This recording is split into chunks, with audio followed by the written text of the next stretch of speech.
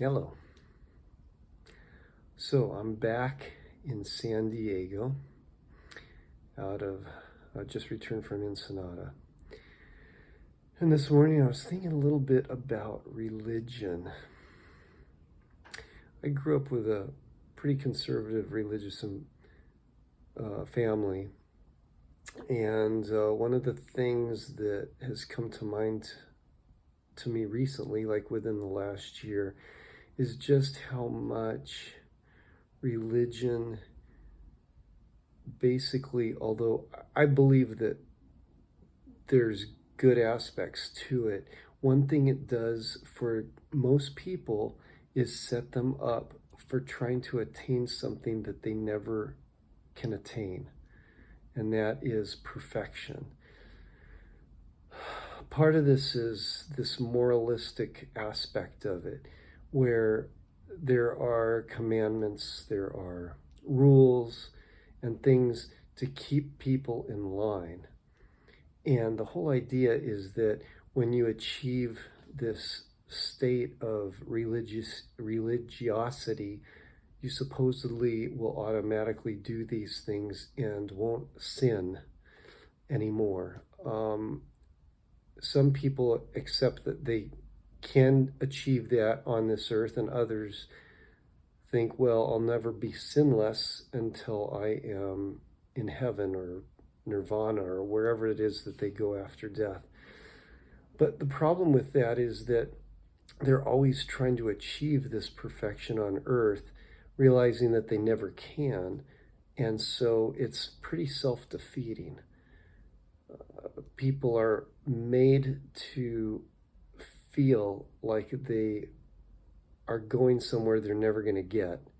And instead of enjoying life as it is right now, in all of its imperfections, in all of its fallibility. And I think that's just a great disservice to humanity for religion to set people up so that they cannot succeed. And that's exactly what it does.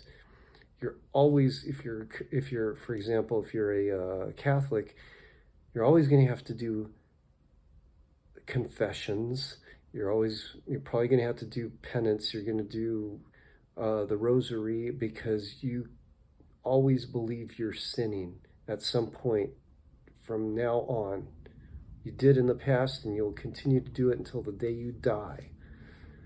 And that just is a sucky way to live, to always feel like you're always going to be sinning, that you will never achieve a sinless nature. I mean, what the fuck is that all about? And yet that's what we grow up with. We grow up with this idea that we have to be perfect, that we have to be this moral person. And if we aren't, then we cannot face God. That's really what it comes down to. There's no way for us to be in the presence of God and face him knowing that we are sinful. And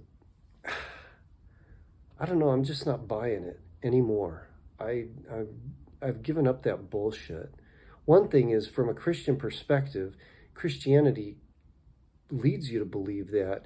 But even if you read what some of the apostles have written, well, at least one, Paul, he writes about the grace of Christ.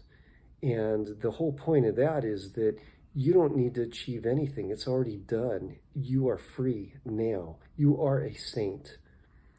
Because any sin that you do is not counted against you, because you're free in your belief in the cross, in the belief of Jesus' death and resurrection as basically doing away with all your sinfulness. Now, I tend to have more of a belief in that type of faith than any other. But in general, I think that religion makes things impossible for Christians, particularly, and I imagine this goes across other religions too, where regardless of what is said on the pulpit, most people feel like they got to do something to be approved of by God, by their parents, by other people in the church, because, you think about even this holiday that that got corrupted, which, well, actually, it shouldn't have been a holiday to begin with, but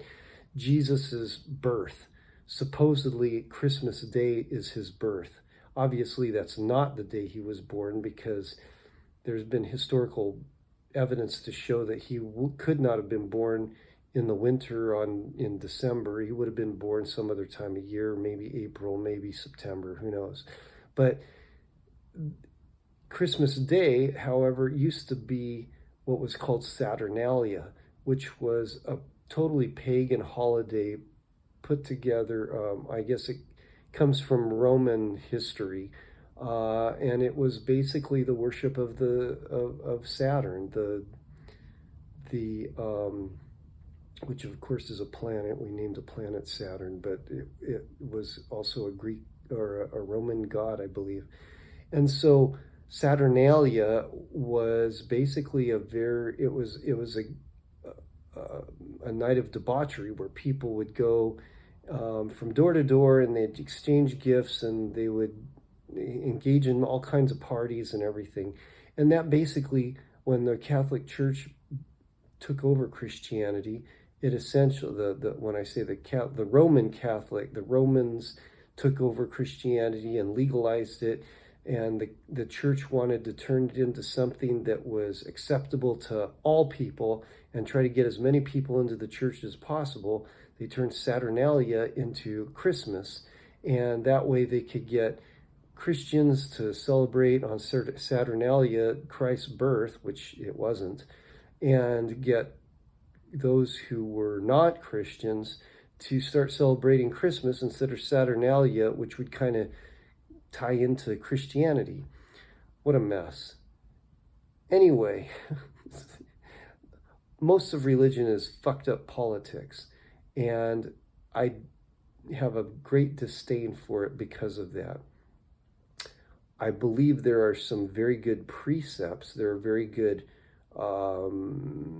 principles within each religion, and I think as a person gets closer and closer to understanding who he and she it really is, and becomes understanding of what the universal truth is of all of us, that we're all connected spiritually, that it lends itself to understanding the religious precepts much more fully, and realizing that this burden that religion has put upon man is freaking ridiculous. So I'm at the point now where I don't go to church. I don't really practice religion. I do believe Jesus Christ was a historical figure who had a lot of significance, and he was likely what he claimed, which was the Son of God. If he wasn't, then anybody who says he was a good person and is a liar, just because what Jesus claimed to be and what what people who followed him while he was alive claimed him to be during his time on earth. If that is not true, then every record that we have of Jesus is a lie. And therefore, anybody who says that Jesus was just a good man is a fool, because he was either a liar, or he was a liar, or a madman, or he was telling the truth. And if he's a liar or a madman, you shouldn't be following him at all. If he was telling the truth, then he is the Son of God. And so, that from my perspective, he had to be what he actually said he was. Either that, or you can't even follow him at all, because the whole thing is a fable. And if it's a fable, why are you putting any credence in the man of Jesus at all? Anyway, it doesn't make any sense. So, from my perspective, he was the Son of God, and because I believe that the story that was put together about him is not the type of story of a character that you would right for a protagonist. Basically, to do what he did in the humble way that he did, and to be basically have this good person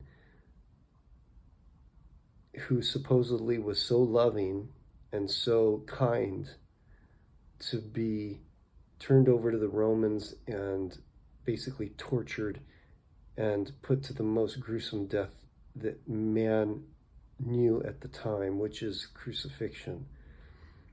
And I'm going to talk about the crucifixion itself and what that means for us as humans, for those people who actually give any credence to Jesus Christ and what he went through, in another video, because I think that's very significant as far as what it means for us today, as far as how we deal with who we are.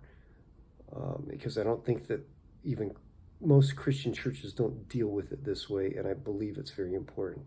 Anyway, that's all I wanted to say for today, that or for this video, that basically religion is doing us a big disservice, but there's something to be said and some value in the actual being of Jesus Christ and what he represented when he was on this earth. That's it for now.